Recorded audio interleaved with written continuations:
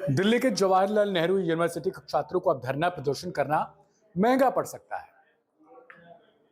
नमस्कार, full and final देखना शुरू कर चुके हैं आप और आपके साथ मैं हूं दिव्यांशु।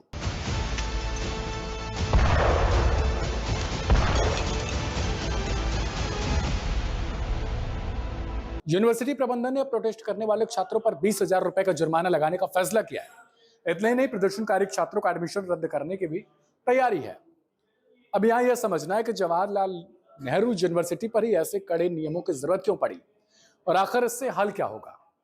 तो आपको समझना पड़ेगा और पुराने चीजों को सर्च करना पड़ेगा कि जेएनयू आखिर किस चीज के लिए चर्चा में बना रहता था। दंगे, फसाद और नारेबाजी।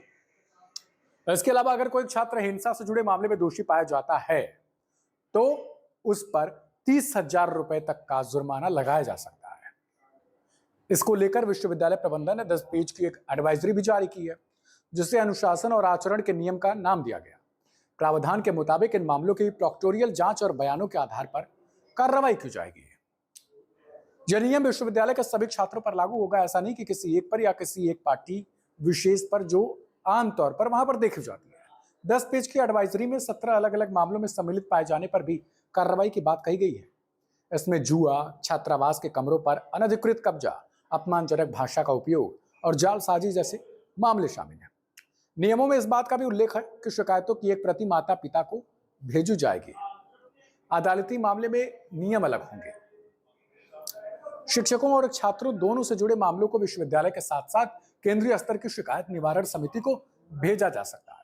यौन शोषण, छेड़खानी, रैगिंग और सांप्रदायिक वैमनस्य पैदा करने वाले मामले चीफ प्रॉक्टर के कार्यालय के दायरे में आएंगे।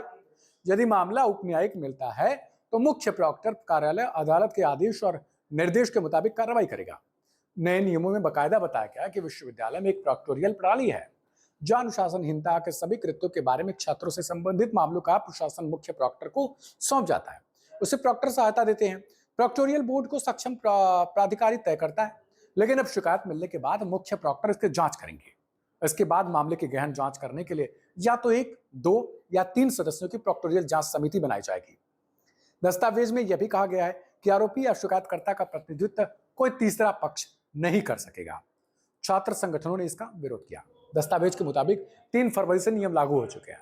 दरअसल विश्वविद्यालय में बीबीसी की डॉक्यूमेंट्री की स्क्रीनिंग को लेकर कई विरोध प्रदर्शन हुए थे। इसे सर्वोच्च फैसले लेने वाली यूनिवर्सिटी की कार्यकारी परिषद ने अनुमोदित किया है। हालांकि इस प्रावधान के सामने आने के बाद छात्रों ने इसका विरोध शुरू कर दिया। अखिल भारतीय विद्यार्थी परिषद जेएनयू के सचिव विकास पटेल ने एजेंसी से बातचीत में कहा कि विश्वविद्यालय प्रबंधन का यह फरमान तुगलकी है। उन्होंने इसे वापस लेने की मांग भी की। हालांकि अब जेएनयू में बार बार इस तरह के प्रदर्शन हो रहे थे, तभी से इस पर बैन लगाने की मांग की जा रही थी। कभी सीए तो कभी एनआरसी तो कभी किसी और मुद्दे को लेकर राजनीतिक अखाड़ा बना रहता था। अब सवाल ये उठता है कि आखिर ये जब पढ़ाई का क्षेत्र है, पढ़ाई का संस्थान है, पढ़ाई की जमी है, तो इस सरजमी से राजनीति कितना वाजिब थी। क्योंकि अक्सर आपने जेएनयू को सुना होगा तो पढ़ाई के क्षेत्र में तो बहुत कम नाम फिलहाल में आता था, क्योंकि फिलहाल के जो नामो निशान मिलते हैं जेएनयू के, वो मिलते थे केवल राजनीतिक परिदृश्य के रूप में। लोगों ने तब से एक ही सुर में मांग की कि जेएनयू में इस तरह के कार्यों पर पाबंदी लगाई जाए, यानी बैन किया जाए। हालांकि तब इस तरह का कोई फैसला नहीं लिया गया।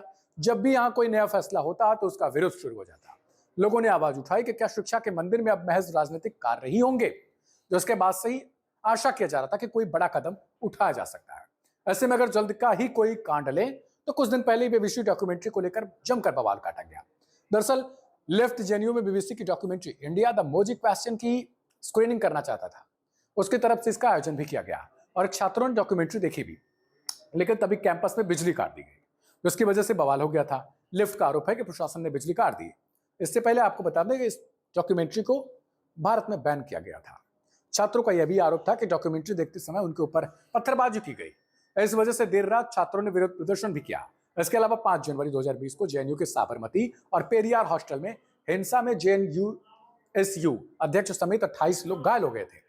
इस दौरान लाठी और लोहे के रॉड के साथ कैंपस में घुसे नकाबपोशों ने जमकर तोड़फोड़ भी की थी। पुलिस ने एफआईआर दर्ज की और सख्त कार्रवाई की बात कही। हालांकि अब तक इस पूरे मामले को लेकर कुछ भी सख्त एक्शन नहीं लिया गया, क्योंकि पुलिस भी डरती है कि अगर कोई कार्रवाई करेंगे तो उनके खिलाफ विरोध प्रदर्शन शुरू हो जाएगा। इसे लेकर दिल्ली पुलिस पर लगातार सवाल उठते रहे। 5 जनवरी 2020 की बात करें तो जेएनयू के साबरमती और पेरियार हॉस्टल में हुई हिंसा में जेएनयू एसयू अध्यक्ष समेत 28 लोग घायल हो गए थे। इस दौरान लाठी और लोहे के रॉड के साथ कैंपस में घुसे नकाबपोशों ने जमकर तोड़फोड़ भी की थी। पुलिस ने एफआईआर दर्ज की और सख्त कार्रवाई की बात कही, लेकिन इस पूरे मामले पर अभी तक कोई एक्शन नहीं लिया गया। दिल्ली पुलिस पर सवाल उठ रही है। मैंने आपको पहले बता दिया, करीब 3 साल पहले जेएनयू में इस मारपीट को लेकर छात्र नेता आयुषी घोष ने बताया कि अब तक मामले में कोई कार्रवाई नहीं हुई, पुलिस ने ना ही की। ऐसे लेकर वसंत कुंज थाने में मामले दर्ज हुए थे। कमिश्नर लेवल तक उसके जांच होने की बात कही गई। एसआईटी ने जांच भी की, लेकिन इसके बाद कोई जवाब नहीं मिला। जवाब देने वाला कोई है भी नहीं। जवाब पूछा जाए तो किससे पूछा जाए? पुलिस से मांगा जाएगा तो पुलिस जवाब देने वाली नहीं, क्योंकि फिर बीजेपी और आप और कांग्रेस और इसी तरीके से प्रदर्शन होंगे। इस मामले में कई सबूत भी पुलिस को दिए, लेकिन 3 साल बाद भी अब तक कोई कार्रवाई नहीं की गई। इस मामले में बाहर से आरएसएस के लोगों ने अंदर के लोगों के साथ मिलकर हिंसा की, यह आयुषी घोष का कहना था। लेकिन कल के मामले में उन्होंने कहा कि लेकिन जो मामले एबीवीपी के छात्रों ने हिंसा की थी, जिसे लेकर हमने पुलिस में शिकायत की है, उस पर भी अब तक कोई एक्शन नहीं लिया गया। ऐसे में अब सवाल आपसे है कि क्या जवाहरलाल नेहरू यूनिवर्सिटी में इस तरीके के जो नियम लागू किए जा रहे हैं, 20 से 30 हजार रुपए छात्रों से वसूले जाएंगे अगर किसी चीज में वो पकड़े जाते हैं तो? ये कितना वाजिब है, ये कमेंट करके बताइएगा और देखते रहिएगा भारत आज।